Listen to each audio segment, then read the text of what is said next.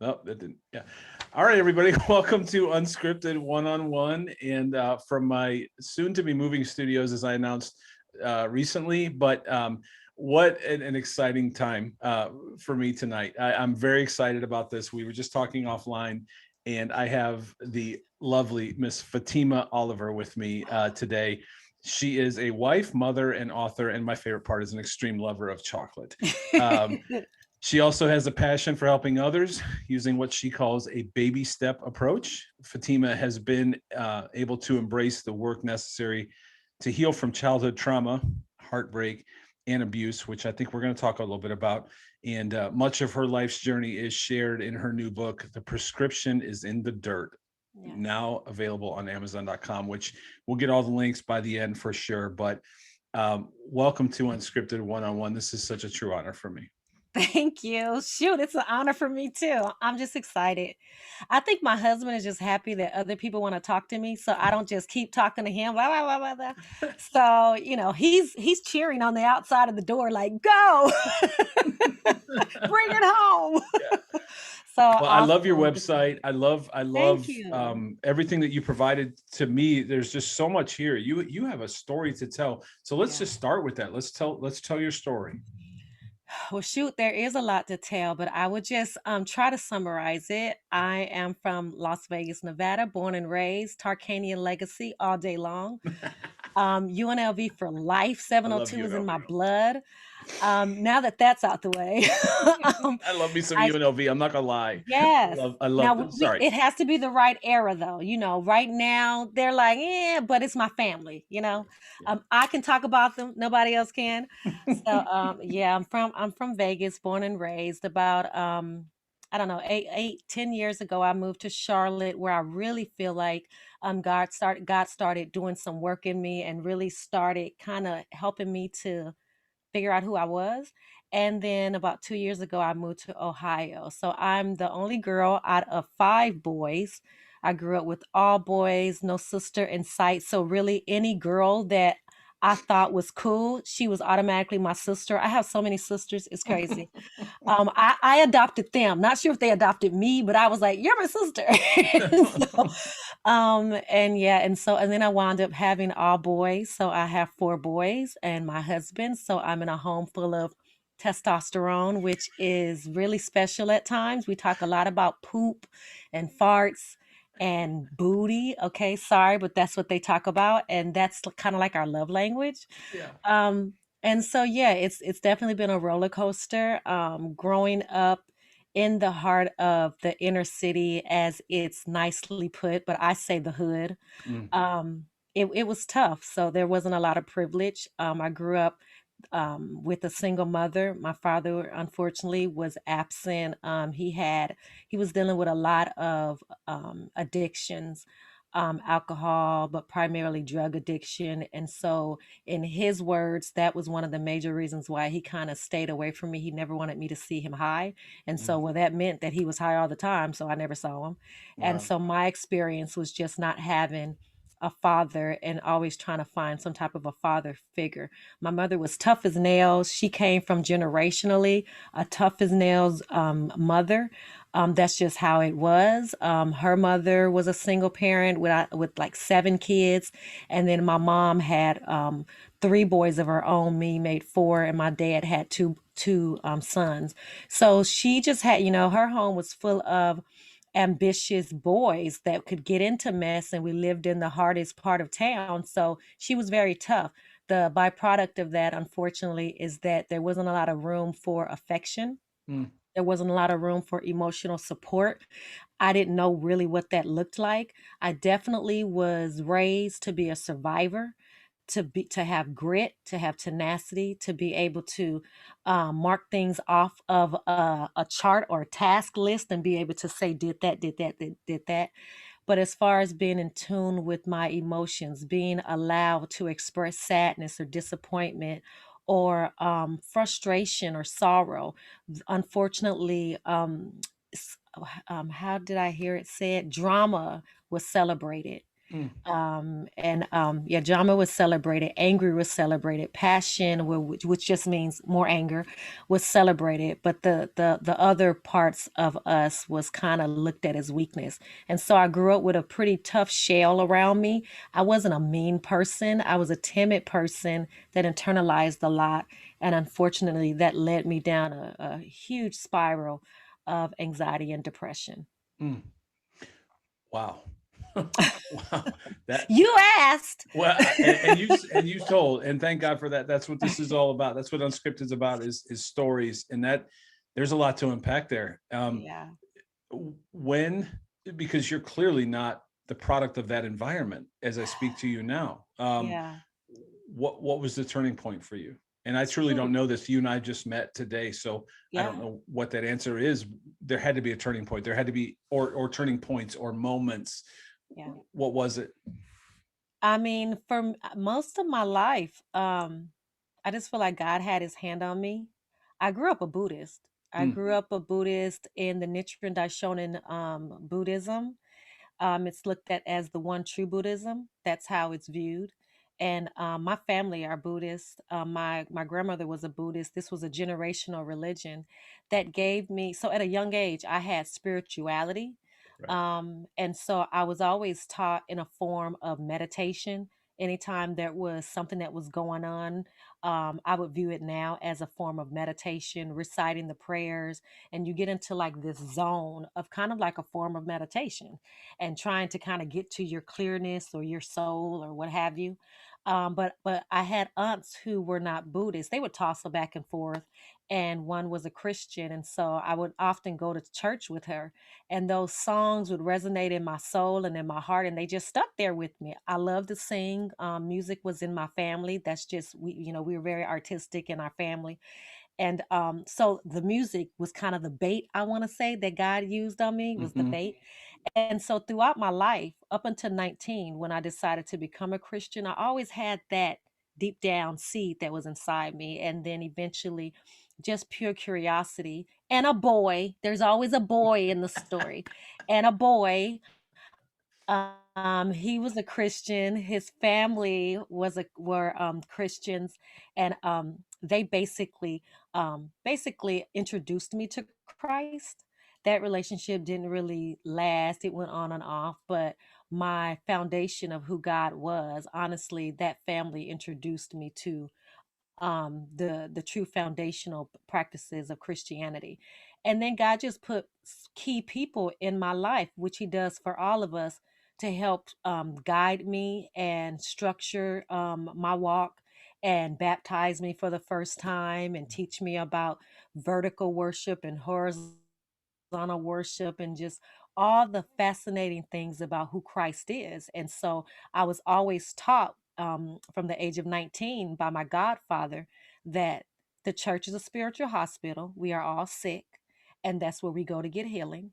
And that a relationship with Christ is very critical, not a religion. We can religiously go and get our hair cut. We can religiously wear the same kicks when we go out to play ball, but it's about your relationship with Christ. So Hmm. those two things just stuck with me throughout my life and through all the tumultuous things I went through, a physically abusive relationship with my spouse, all the crazy heartbreaks and stuff that I went through, that always centered me. Mm, And so even when I felt that God was so far away, even when I felt like there's no way he's hearing me because there's so many people out there with other harder things that he's answering their prayers, but I'm not important enough for him to answer mine just yet.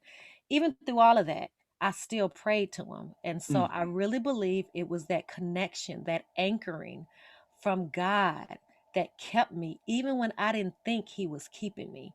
And so I've just made it to a place, honestly, where I don't look like where I come from. But that mm. ain't got nothing to do with the makeup, although I think I did a good job today.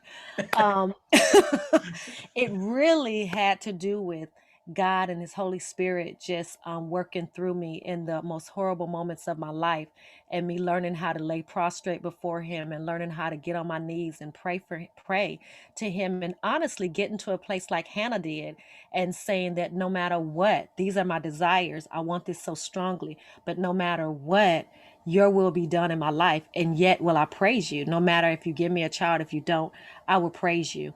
And I learned how to say, I have a yet praise, God, no matter what I'm going through. And I think that is what people see that comes through. Wow. Um, and even when you were just saying that at the end, it reminds me of there's that song that says "Bring the Rain," and you know, that's a tough prayer to pray.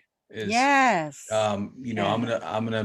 I'm good, Jesus. Just even if you bring the rain, whew, because be careful what you wish for, right? And Yeah. not that God would do things intentionally, Yeah. make our lives miserable, but boy, if you say Yeah. bring the rain, or as you said, like I'll take you through it, whatever it is. Yeah. So a question I have for you, and so we have an unwritten rule on Unscripted, and that is if I ever ask you anything that you just can't or don't want to, or quite frankly, just don't really want to answer, you just say I'm pass. Okay. Okay.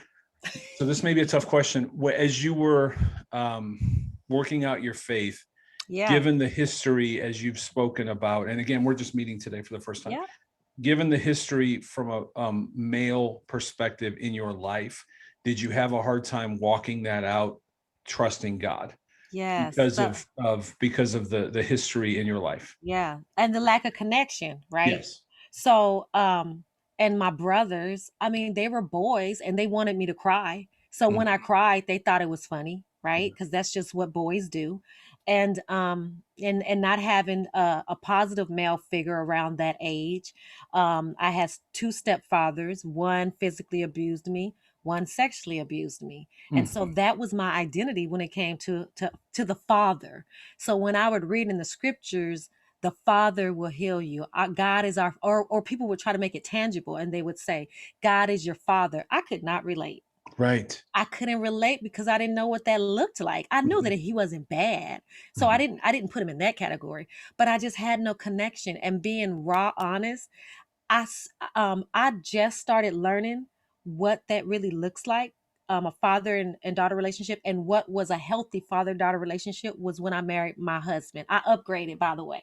So my second go around, I upgraded, and but he Good. has girls, and when I see him and his interaction with his girls, I was able to combat some stuff in my head because Mhm. growing up, I grew up with abuse sexually and physically. Mhm. So when my mom had, there were rules. When you grow up like that, there are rules. You don't sit on a man's lap. You don't do certain stuff. You wear certain clothes when Mhm. there's a man in the house. That's just the way we grew up. My mom had her own brokenness. My aunties had their own brokenness. So that was kind of the rule. There was a whole lot of don'ts. So when I saw any other relationship, when a husband, I mean a daughter and a dad, I would always think, is that okay? I Mm. didn't know that them hugging each other was okay. Yeah. Them kissing them on the cheek was okay. Mhm. And so when people would say God can kiss you on the forehead and he can comfort you, I didn't understand on a father-daughter perspective, but I did receive the understanding of the Holy Spirit. I Mm. received the understanding of Jesus left and he left a comforter. And I was able to receive that when I was going through some of the most horrendous moments in my life, when I lost my child, Mm. and I felt like, how could God allow me to go through that when I've given him what I thought was my everything, and how could he allow me to feel such excruciating pain? Mhm. I felt the comforter. And when my brother passed away, and I didn't think that, and I actually went to an interview the next day for a job and actually got the job. I don't even know how I did that. Right. And just going to work in a kind of a haze, I felt God's comfort. And so I could relate to him on that aspect. I wasn't able to relate to him on a father daughter aspect until Mhm. well into my 40s.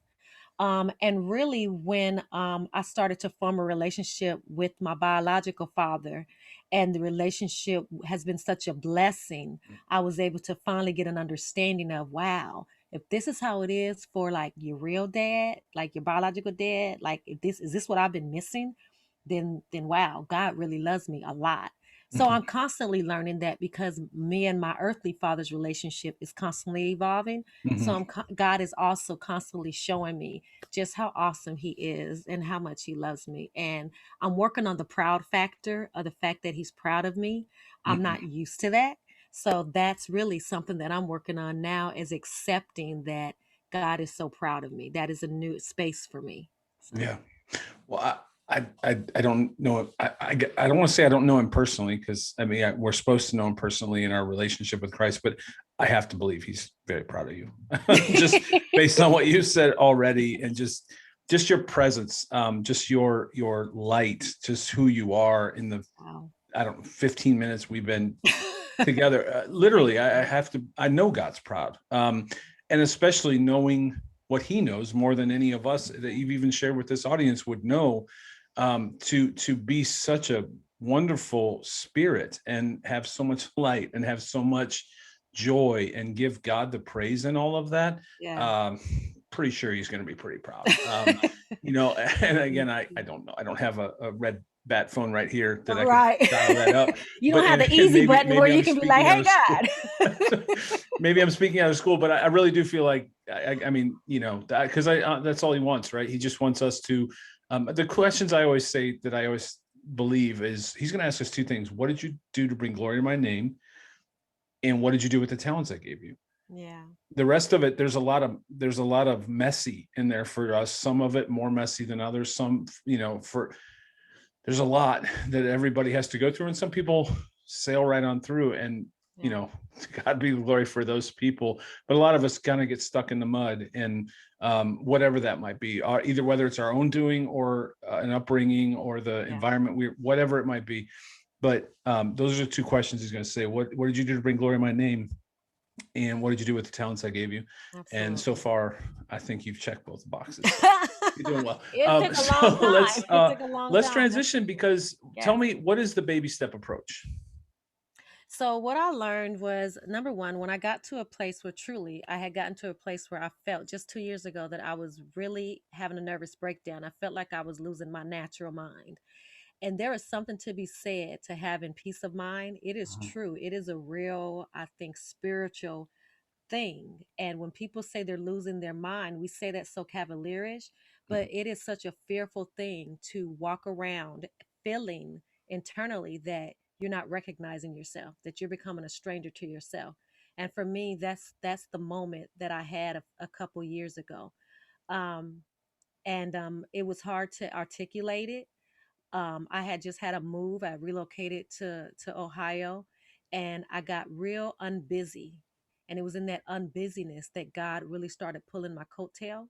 Mm. And in the process of that, I feel like I was going through a soul healing journey.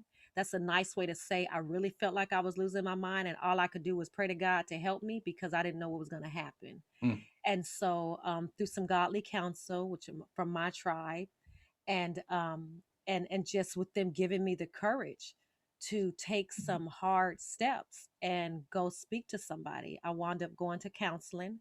In the same time, at the same time, I wound up becoming a part of a program called Celebrate Recovery.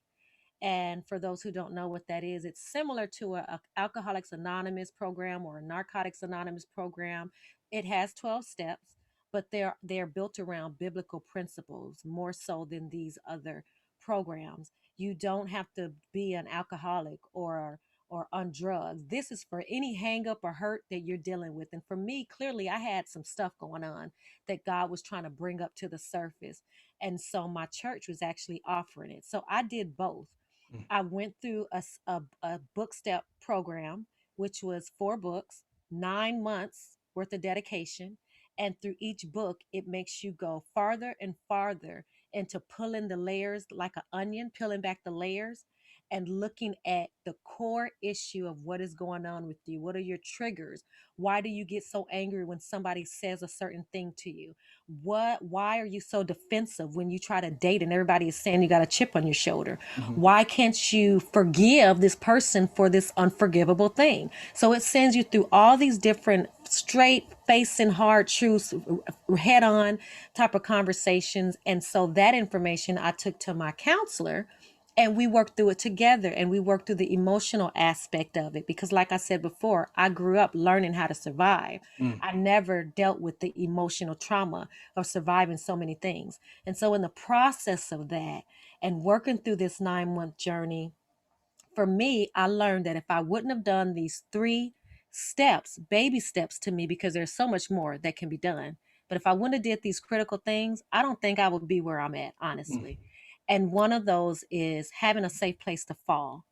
And that meant, like, my tribe, I say, those are like-minded women that I had developed a relationship with over time. I had to let down my walls to trust them, and they trust me. And when I was at my worst, my ugliest, snotty nose, surgeries, all kind of stuff, they were there for me to pray with me and to walk alongside me. And they were the ones that I could listen to when they gave me godly counsel and said, girlfriend, you need to go talk to somebody. mm, I was able to hear it, right, from knowing that they were speaking the truth in love. So it's very critical, I think, to have a safe place to fall. And not all the time, I tell people, not all the time will that be your spouse. Not all the time will that be your relatives or your girlfriend that you hang out with all the time. Sometimes it's going to have to be a counselor. yeah. So, sometimes that's just the way it is. And Mhm. so you have to get the courage to walk through that door like I did. Another one, Aaron, is being able to understand that if you're going to walk this walk, meaning if you've been pondering that there are some things going on inside you that you really need to deal with, and you keep trying to avoid it, but you're really trying to get the courage to move forward, you have to make a decision that either you're going to walk by faith or you're going to listen to all the naysayers and all the stories that have been spoken over your life. And Mhm. so that victim mindset must be changed to a victorious mindset, meaning you are not a victim. Yes, you've been victimized, but you are not a victim. You are not less than. You are not invisible. You are worthy. You can succeed. You are incredible. You do have greatness on the inside of you. You have to change your story. And Mm, so for me, I had to take a lot of those negative thoughts that I was real comfortable with. I had to take them and take them captive and tell myself, whenever a negative thought comes in my head, Fatima, you have to switch it and think of a godly affirmation. So that's another step. And then finally, because I am a talker and I could go on and on, I would say that we definitely have all, I'm sure, you live a little. We've all been in a place where we're not okay. And mhm, it's okay to not be okay. It's mhm. okay to be in a place where you say, I can't even stand myself. Okay. Right. I know people Been can't there. stand me and I can't stand me. Been It's okay to go to be in that space, but it's definitely not okay to be in that space and then pretend like you don't know it. Mm, You have to make a decision to change, and you can't have comfort and change at the same time. mhm, So there has to come a time, if you're going to walk this walk and do this tough work, because it is tough work, you have to be willing to get along people that are going to support you. Say, no more, I'm not listening to those negative stories over my life, and nobody's going to insult my future mm, with my past. mhm. And then lastly, I'm just not going to be okay with where I'm at. I'm not okay. It's miserable, and I'm moving on, and I'm going to do something different with my life. So those are like the 3 things that I definitely had to live Mhm. every day. I had to live them until it became natural. I'm not sure those are baby steps. Those are huge steps. I'm ready to go take a hill right now. Like, I'm ready to go. Okay. That though, wow. What's inspiration? Those are 3 huge steps. I know you call them baby steps, but those are 3 huge steps. Like that's not just something you decide. Like you really got to get to a place where you're ready to take those 3. They're Yes. baby steps, but those are big, big steps. But if you Yeah. do, I gotta believe you experience a freedom that you clearly have Yes. found in your life. Yeah. Wow, those I'm serious. Like I was ready to take a hill when you were talking. I'm ready to fight. Let's go. Let's go take Right? this. Where we at? Let's That go. not fight you. I No, mean fight. no, no, I get Like, it. We're take on the the same whatever. team. We're on the same team. I love it. I love it. Yeah. Your enthusiasm is incredibly just contagious. It's Wow. wonderful. So one of the main reasons we were on today is to talk about the book, and maybe that a Yeah. lot of what you've talked about is in the book, but let's just talk about the prescription is in the dirt. Let me say Yeah. that again. The prescription is in the dirt, because I want to get your title right. It's on Yeah. Amazon. Tell us all about the book. Yes, well, the prescription is in the dirt actually was born out of this, out of my trial, out of the pain, out of all the things I had to crawl myself through, because I definitely don't believe I walked through a lot of it, that I had to crawl myself through and kind of gut check myself every once in a while to say, Fatima, how much do you want this? Mhm. The prescription in the dirt talks about all that stuff. The dirt is the things that we hit on. My story, the abuse, the betrayal that I felt, the heartbreak that I've had, the confusion, even serving Christ and saying, "How dare you do this to me, God?" Mhm. All of that, the taboo things, basically, that we feel like if we talk about, somebody's going to misjudge us or misunderstand us, and we don't ever want to be misunderstood, right? Mhm. And even in the church, if we talk about certain things that may happen in the church, or that we kind of turn our eyes away from in the church, in some cases, sometimes it happens that we're not as saved if we talk about it. So the book talks about my story, my walk that Mhm. I had to go through to get these revelations, and that it was baby steps for me. It was every day choosing to get up and follow God, every day believing that there's got to be something better on the other side. And so it's outlined in my book, and I really wrote it as an extension of healing for me. It was an extension of therapy for me. My therapist told me you need to start writing. And I used to love to write, but I had so many journals that were full of so much sorrow and pain that I didn't want Mhm. to write anymore. Mhm. And so this going to therapy and talking about a lot of stuff got me back into writing. And then honestly, I feel like God already knew that this was the plan. For me, it was a serendipitous moment, like a happy accident. But Mhm. God already knew that this was my calling, and I just kind of stumbled into it in the process of journaling. And so Mhm. my stories, my life is in this book, and that feels kind of weird to look at a book and be like, "That's my life." It's only 100 and something. My book, my life only worth 100 pages. Right. What?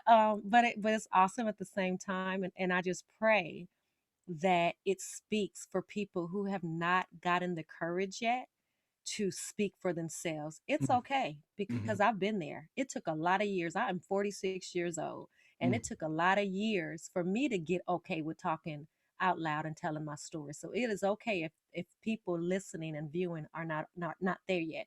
Yeah. But I'm going to be their voice. And so Mhm. my book is a part of being that voice, not just for myself, but being that voice for those who aren't able to stand up for themselves just yet.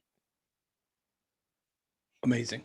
I can't think of any other word. It's just what I'm thinking is you give the gift of going second, because so many Mhm. people, as you said, and we talk a lot about that on this podcast, but it's a powerful gift that you could there's no, I don't know if there's a better gift that you can give someone than the gift of going second, to be the first one to say, I'm dealing with this. And then all of a Yeah. sudden, once that door is open, then somebody else can Yeah. say, I am too. Me too. I'm struggling with it too, but somebody's got to go first. And it sounds like this book is really your way of going first for a lot of people, for a lot of different reasons and a lot of different hurts. And that takes me to one of the last things, and that is, you have a space on your page, if I get this right. You have if not, you'll correct me, but unscripted. But I believe you have a space on your page where people can go and actually connect with you for 10, 5, 10, 15, 20 minutes Yeah. of just one-on-one, and you're just there to listen. And so you've given the gift of going second, and now it's their chance to reach out to you. Anyone listening to this podcast today, anyone that gets your book, and please correct me if I'm wrong, but it sounds like um, you've gone first. Now they have a chance of going second with Yeah. you personally to say, here's what I'm dealing with. You've opened a door for me. Is that correct? Yes, absolutely. One thing that I found so valuable in Celebrate Recovery is that you get this moment. If it's 5 minutes, 3 minutes, you get this moment where you can just share whatever is on your heart. Truly, whatever's there. Nobody tries to give you advice. Nobody interrupts you. You just get to get it out. And I found that there is so much power.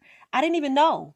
Maybe because I talk so much, but I didn't even know that there was so much power in that. And so I found my voice, I think, in that way, in that setting. And I just want to give somebody else the opportunity to have that moment where they cannot internalize for a moment. They can actually speak what's on their heart, whether it sounds good or bad, ugly or indifferent. They can share it, and I'm just there to listen. And I'm not a therapist. I'm not a psychologist. I don't have any medical professional licenses. I'm just a chick that's been through a lot of stuff. Mm. And I know what it's like to feel defeated. I know what it's like to feel slighted and bamboozled. And I know what it's like to be angry at God and confused about my faith. And I also know what it's like to have people show me grace and to come alongside me and walk with me and have enough faith for me. And I just want to be able to provide that for somebody else. So yes, come to my website. It's fatimac.com. Come to my website, find appointments, and you can book a session. It's 20 minutes. And if you want prayer afterwards, I'll pray for you. If you don't, that's okay too. I really am there just to listen. You talk and I listen. Mm. That's incredibly powerful that you would open up a time for really anyone. That really does. That's not just being about, that's not just preaching about it, that's being about it. And that's pretty powerful. So unbelievable. I have so many thoughts running through my mind. And they're all so positive, of just what a story that you've provided, and that you are willing to now that you've walked through this fire, you're willing to share it with others. And I was thinking about this earlier when you were talking, and it sounded like you were talking about surviving. You were just surviving, and to me, it was almost like a Band-Aid. And you had a wound that you just kept putting a Yeah. bandage on, just because you were trying to survive. You were just trying to get through to the next thing. And at some point you've had to go in and really address, okay, here, this is the wound. And my wife used to actually have a blog site called Heal the Wound, Leave the Scar. And I think that's what in many ways, it sounds like that's what you've said as well, is I did have a wound, it's healed, but leave that scar, because I want to tell the story. And Yeah. whenever somebody sees the scar, it's like, oh, what happened? And now you can tell the story. And it sounds like that's what you're doing with your life. And I'm so impressed with you, with everything that you've shared tonight. Before we get off, it sounds like, so we can get the book on Amazon or Yeah. your website. So give me all the links that you have, whether it's email or whatever email or whatever links you want to share. What are Yes. those links? Well, my husband would love for other people to talk to me so that he don't have to spend so much time saying, really? What? Perfect. So hit me up. Right. So my website again is www. You can tell I'm old because I say www, but www.fatimac.com. The C is for my initial. It's not O, it's fatimac.com, and it should pop up. And you'll see a nice little couch there with tea because we're just having a conversation, right? Mhm. So come and check me out and see what I've been about. But also you can reach me on Facebook. That's Fatima Oliver, or Fatima C. Oliver on Facebook. Instagram, Fatima C. Oliver. LinkedIn, guess what it is? Fatima C. Oliver. And even on Reddit. I'm on Reddit, on Fatima C. Oliver on Reddit. So I try to be as accessible as possible. And I don't necessarily shy away from tough questions. So I'm pretty much an open book. It's a blessing and a cursing. So if you have anything that you want to talk to me about, just hit me up and let's just have a conversation. I love it. And I'm so thankful for our friend Ryan, for making the Yeah. connection for us. God bless him. And this has Yeah, been really absolutely. so life-giving for me. The entire Oh, podcast from the time I started has been life-giving, but because of interactions like this, to speak to someone like yourself that just has an incredible story that inspires. And I hope like the two people that listen to my podcast. No, I'm kidding. I hope the people that listen will love this. I will put everything together in a blog post for you, including the links. And I'm just so thankful for you. Thank you for your time. And yeah, just God bless. I don't even know how to finish. I just know thank I'm you. so impressed with you. I really am. you. Thank you. Don't be impressed with me. Be impressed with God, because that's God's work. Trust. It is all God. So thank you so much for the opportunity. I'm excited at what God is doing right now. I'm just getting in the back seat and saying, where we going next, God? Let's Yeah. go. So Well, thank you so much. well, know this, wherever he takes you, you've always got a place on Unscripted. So I actually look forward to you coming back on because I think we have more to Yay. talk about. So thank you so Awesome. much. This is Yes. such a wonderful blessing. God bless everything you're doing. And the prescription is in the dirt and the chats and baby steps and everything else you're doing. Thank you so much for your time. Thank you. All right. Thank God you. bless. God bless you.